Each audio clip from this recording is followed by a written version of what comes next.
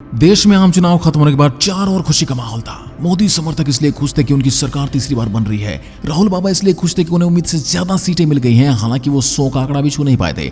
Nervous 90 का शिकार हो गए थे। फिर भी जीत का जश्न मनाया जा रहा था। खटाखट फटाफट सटासट आपके बैंक अकाउंट में खटाखट खटाखट खटाखट खटाखट आता रहेगा। अखिलेश भैया खुश थे। उन्हें यूपी में सबसे बड़ी पार्टी बनाने का मौका मिल गया था।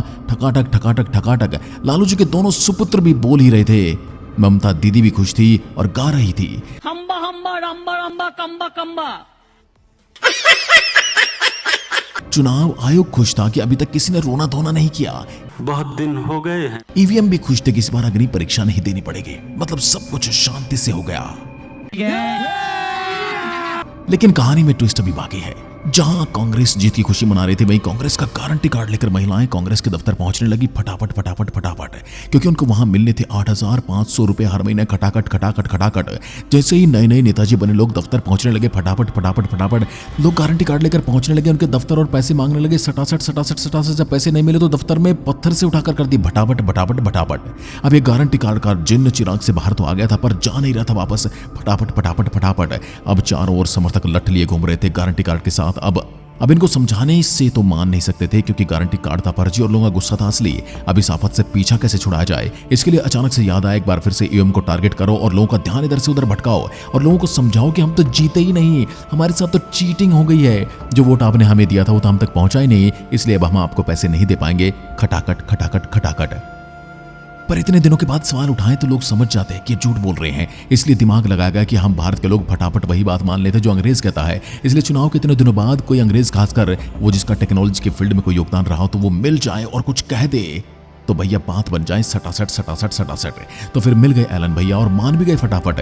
और बस फिर क्या था, एक ट्वीट आया फटाफट और फिर इसको रीट्वीट किया गया सटासट सटासट सटासट। अब इस पोस्ट में इन्होंने ईवीएम को हैक करने की बस संभावना जताई, दावा भी नहीं किया। बस हवा में तीर चला दिया और डूबता क्या ना करता वाली कहानी को याद करके विपक्ष ने इसे लपेट लिया और लगे लंबी लंबी उड़ाने। आज बताते हैं आपको कितनी बार ईवीएम ने अग्नि परीक्षा दी है और कब से शुरू हुआ था इस लोकतांत्रिक ढांचे की सबसे विश्वसनीय और प्रमाणित मशीन का चलन, और क्या कहता रहा विपक्ष और क्या क्या आज तक इस पर आरोप लगाए जा रहे हैं, क्या कहा है सुप्रीम कोर्ट ने और क्या मानते हैं चुनाव के दिग्गज लोग।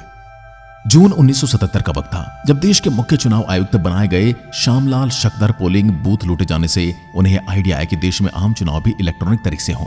तब शक्कर ने सरकार से चुनाव में इलेक्ट्रॉनिक मशीनों के इस्तेमाल की संभावना तलाशने के लिए कहा। उनका यह विचार आखिरकार रंग लाया। केरल की पेरावियूर विधानसभा सीट पर मई 1982 में चुनाव कराए गए, जिसमें इसके 123 पोलिंग बूथों में 50 पर पहली बार परंपरागत बैलेट पेपर की जगह इलेक्ट्रॉनिक वोटिंग मशीन का इस्तेमाल किया गया। हालांकि तब से अब तक ईवीएम की हैकिंग और उसकी सुरक्षा को सेंध को लेकर सवाल उठाए जा रहे हैं। बार बार ईवीएम को अग्नि परीक्षा देनी पड़ी। जो लोग बैलेट पेपर के बॉक्स लूट लिया करते थे वो ईवीएम को लूट नहीं पा रहे थे। सुप्रीम कोर्ट से लेकर चुनाव आयोग तक ईवीएम को पाक साफ ठहरा चुका है। लोकसभा चुनाव के नतीजों के बाद विपक्षी दलों ने फिर ईवीएम को कटघरे में खड़ा किया है। विवाद तब शुरू हुआ जब कांग्रेस ने आरोप लगाया कि मुंबई में एनडीए के एक प्रत्याशी के सहयोगी का मोबाइल फोन ईवीएम से जुड़ा हुआ था। इस विवाद में electronically transmitted postal ballot system पर भी सवाल उठाए गए। इस विवाद में सरकार, विपक्ष, चुनाव आयोग और हजारों किलोमीटर दूर बैठे स्पेस एक्स के मालिक एलन मस्क भी कूद पड़े। समझते हैं पूरी कहानी। Electronically transmitted postal ballot system service voters के लिए होता है, जो लोग मतगणना में ड्यूटी दे रहे होते हैं या जिनकी नौकरी अपने निर्वाचन क्षेत्र से दूर होती है। मतपत्रों की जगह इसका इस्तेमाल किया जाता है। हालांकि वोट कभी इलेक्ट्रॉनिक रूप से नहीं भेजे जाते हैं। ETPBS से सर्विस वोटर को इलेक्ट्रॉनिक रूप से बैलेट पेपर इनक्रिप्टेड रूप में भेजे जाते हैं, जिसमें कई तरह के पासवर्ड और पिन का इंतजाम होता है। रिसीव करने और डाउनलोड करने के बाद पोस्टल बैलेट पर अपना वोट दर्ज करता है और फिर इसे पोस्ट के जरिए, यानी कि इसको एक चिट्ठी के रूप में एक लिफाफे में बंद कर रिटर्निंग ऑफिसर को भेज दिया जाता है। सर्विस वोटरों के मतदान के लिए पहले क्या होती थी प्रक्रिया? पहले हर सर्विस वोटर के लिए एक बैलेट पेपर प्रिंट किया जाता, फिर उसके लिफाफे में रखकर सर्विस वोटर के पते पर भेजा जाता। इसमें काफी समय और पैसा लगता, क्योंकि वहां से वह अपना वोट दर्ज करके उसको फिर वापस भेजता, जिसे पहुंचने में बहुत समय लगता। अब यही बैलेट मेल के जरिए इनकरप्टेड रूप में सर्विस वोटर को मिलता है। वो उसका प्रिंट आउट लेता है और अपना वोट देकर उसे एक बंद लिफाफे में रिटर्निंग ऑफिसर को भेज देता है। चुनाव आयोग ने ETPBS के लिए एक पोर्टल बनाया है, जिससे संबंधित चुनाव अधिकारी लॉगिन कर सकते हैं।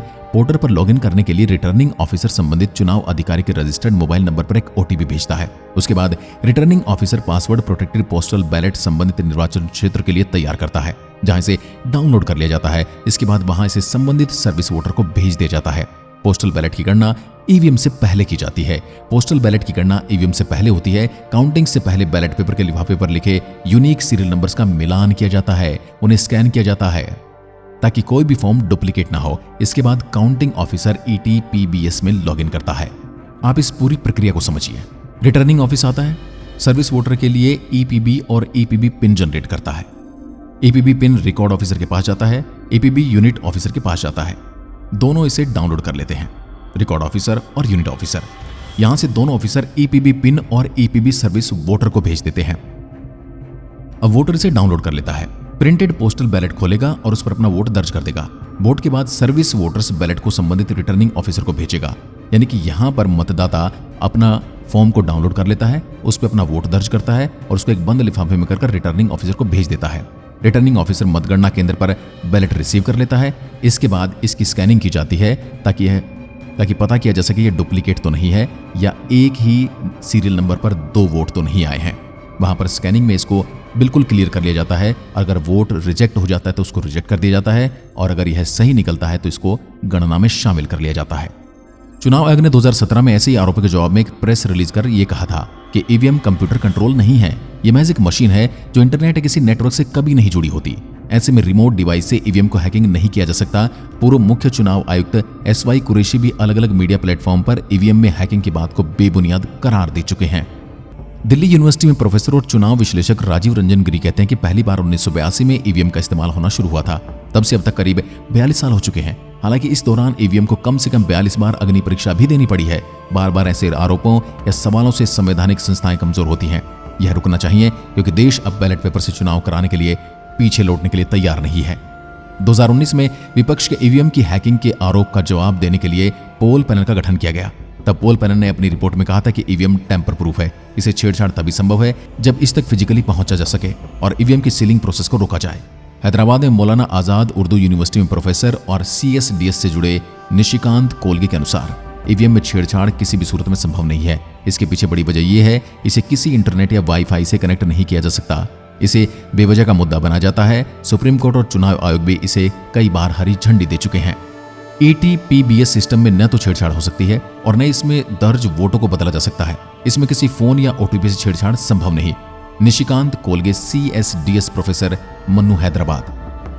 दरअसल कांग्रेस ने मुंबई के एक प्रत्याशी को लेकर ट्वीट में कहा था कि ईवीएम से जुड़ा एक गंभीर मामला सामने आया है। मुंबई में एनडीए के कैंडिडेट रविंद्र वायकर के रिश्तेदार का मोबाइल फोन ईवीएम से जुड़ा हुआ था।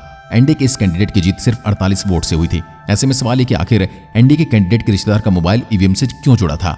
जब वोटों की गिनती हो रही थी वह मोबाइल फोन कैसे पहुंचा? सवाल क्या है और कई हैं जो संशय पैदा करते हैं। चुनाव आयोग को स्पष्टीकरण देना चाहिए।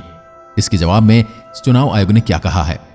मुंबई उत्तर पश्चिमी सीट निर्वाचन अधिकारी वंदना सूर्यवंशी ने कहा, ईवीएम के लिए किसी तरह की OTP की जरूरत नहीं होती। जो खबर है वो गलत है। इसमें सिर्फ रिजल्ट बटन प्रेस करके काम होता है। इलेक्शन कमीशन ने अपनी प्रतिक्रिया का पालन किया है। संबंधित अखबार को डिफेमेशन का नोटिस दिया गया है। दरअसल ईवीएम पर यह बहस SpaceX के मालिक एलन मस्क के एक पोस्ट से शुरू हुई। मस्क की ये पोस्ट भारत को लेकर नहीं थी। मस्क ने अमेरिका के पूर्व राष्ट्रपति जॉन F कैनेडी के भतीजे और आगामी अमेरिकी चुनाव में इंडिपेंडेंट उम्मीदवार रॉबर्ट F कैनेडी की सोशल मीडिया पोस्ट के जवाब में एक बात कही थी। उसमें रॉबर्ट F कैनेडी ने अमेरिका के प्यूर्टोरिको में हुए प्राइमरी इलेक्शन में ईवीएम की भूमिका पर सवाल खड़े किए थे और कहा था कि सौभाग्य से वहां पेपर ट्रेल था, इससे समस्या की पहचान हो सके। इस पर मस्क ने कहा था कि हमें इलेक्ट्रॉनिक वोटिंग मशीन को खत्म कर देना चाहिए। मनुष्य या AI इसे हैक कर सकते हैं। इसे हैक करने का जोखिम काफी ज्यादा है। उन्होंने इसको हैक करने का दावा भी नहीं किया। उन्होंने ये भी नहीं कहा कि वो इसे हैक कर सकते हैं।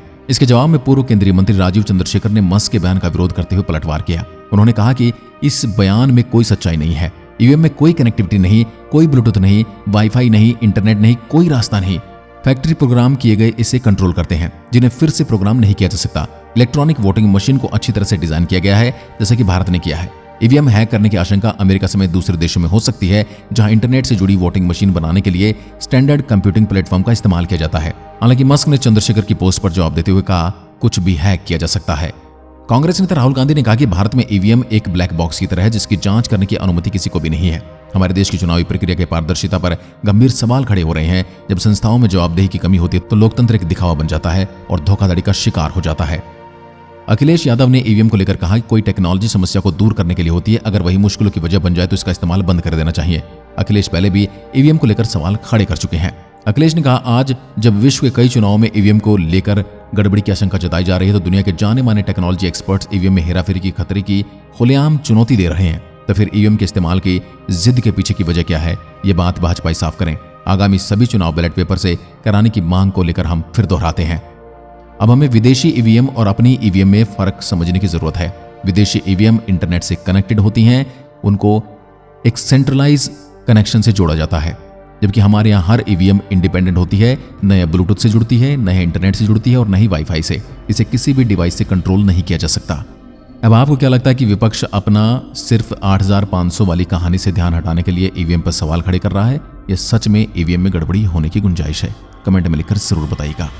और जब चुनाव आयोग ईवीएम को हैक करने की चुनौती देता है तो कोई भी दल या कोई भी टेक्निकली एक्सपर्ट इसको हैक करने की कोशिश क्यों नहीं करता?